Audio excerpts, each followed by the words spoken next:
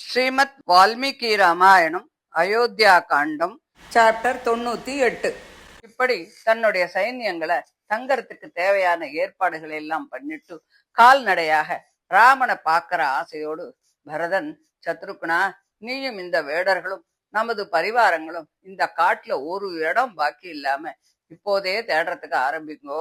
குகனும் அவனுடைய பந்துக்களும் ஆயுத பாணிகளாக ராம லக்ஷ்மணர்கள் இருக்கும் இடத்தை தேடி கண்டுபிடிக்கட்டும். மந்திரிகள், ஜனங்கள், புரோகிதர்கள், பிராமணர்கள் இவாளோட நாங்க எல்லோரும் கால்நடையா இந்த வனத்துல தேடுறோம். ராமனையும் மகா பலவானான லக்ஷ்மணனையும் மகா பாக்கியசாலியான சீதையையும் பார்க்கிற வரைக்கும் என்னுடைய துக்கம் போகாது.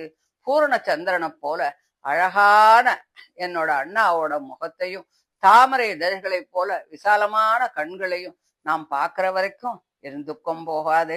வஜ்ராயுதம், துவஜம், தாமரை, மாவெட்டி, அமிர்தகடம் முதலிய சக்கரவர்த்தி லட்சணங்களை காட்டும் ரேகைகளால அலங்கரிக்கப்பட்ட என் அண்ணாவோட திருவடிகளை என் தலைமேல தாங்கும் வரைக்கும் என் துக்கம் போகாது.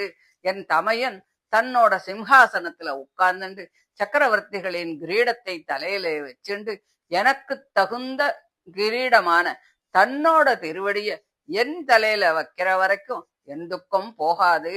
நமது முன்னோர்களுடைய காலம் முதல் பரம்பரையாக வந்து கொண்டிருக்கும் இந்த ராஜ்யத்துல என் தமையன் மகாராஜாவாக புண்ணிய தீர்த்தங்களால் அபிஷேகம் பண்ணிக்கிறத பார்த்தாலொழிய என் துக்கம் போகாது.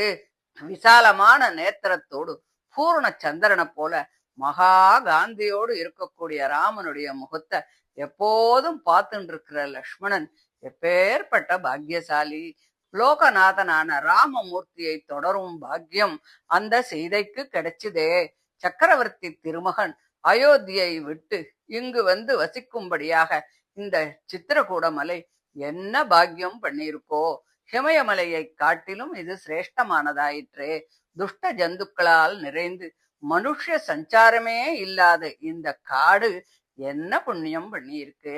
இல்லாட்டா ராமன் இங்கே வந்து இருப்பாரா அப்படின்னு சொல்லிண்டே பெரும் காட்டுல கால்நடையாக போயின்றிருந்தார். ராமனிடத்துல என்ன சொல்லணுங்கிற விஷயத்த போகும்போதே யோசிச்சுண்டு போயின்றிருந்தார்.